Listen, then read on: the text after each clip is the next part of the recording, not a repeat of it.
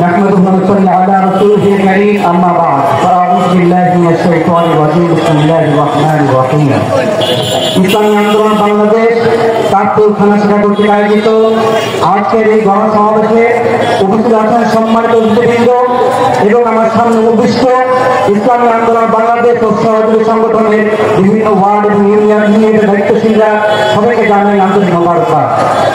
এই উপস্থিতি আমরা সবার মুখ থেকে আলোচনা শুনলাম, আমাদের উপর যে কালো রাত এসেছিল সেই কালো রাতের ইতিহাস শুনলাম, আমাদের বাংলাদেশ থেকে একটা সৈন্যের শাসন বিদায় হয়েছে সেই ইতিহাস আমরা দেখলাম। ঠিক না বন্ধুরা? আমি আপনাদের কাছে বলতে চাই ইসলামী আন্দোলন বাংলাদেশ আজকের এই গণসমাবেশ কেন করতে চাচ্ছে?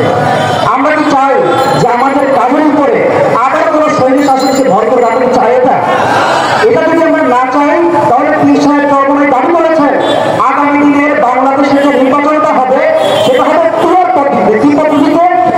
পিয়ার পদ্ধতি। পিয়ার পদ্ধতিতে এমন একটা পদ্ধতি যেই পদ্ধতির নির্বাচন হলে কারো ভোট বাদ যায় না, সবার ভোটের একটা মান থাকে, অর্থাৎ একক সংখ্যাগরিষ্ঠতা পেয়ে কেউ সংসদে যেতে পারবে না এবং নিজের মন মতন দেশ চালাতে পারবে না। অর্থাৎ এই পিয়ার পদ্ধতি যদি আসে তাহলে ইসলামী আন্দোলন বাংলাদেশ যত পার্সেন্ট ভোট পাবে সেই ভোট পেয়ে তারা তাদের সংসদে আসন পাবে। আওয়ামী লীগ যদি নির্বাচন করে তারাও পেতে পারে, বিএনপি যদি নির্বাচন করে তাদের অংশ পাবে, যত একক মালিকানা একক সিট সংসদে কেউ পাবে না। ইসলামী আন্দোলন চায় পিয়ার পদ্ধতির মাধ্যমে বাংলাদেশের নির্বাচনটা হোক।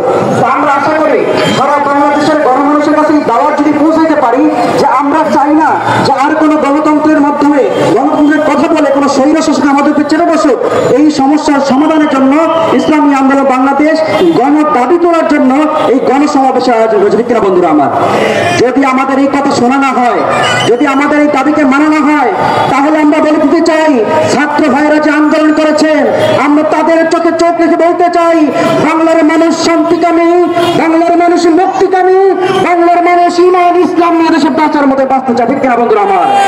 যদি বাংলার মানুষের উপরে কেউ খবরদারি করতে চায়, বাংলার মানুষকে দাবিয়ে রাখতে চায়, এই বাংলার যুব সমাজ ছাত্র সমাজ চোখে আঙুল দিয়ে দেখিয়ে দিয়েছে বাংলার যুব সমাজকে দাবিয়ে রাখা যায় না। ঠিক না বন্ধুরা আমার? সুতরাং আমি সবার কাছে আহ্বান জানাবো পীর সাহেব চরমনের এই দাবিকে আপনারা ছড়িয়ে দিন, পাড়ায় মহল্লায় আলোচনা করুন, এই পিয়ার পদ্ধতির পক্ষে একটা গণ দাবি পরিণত করুন।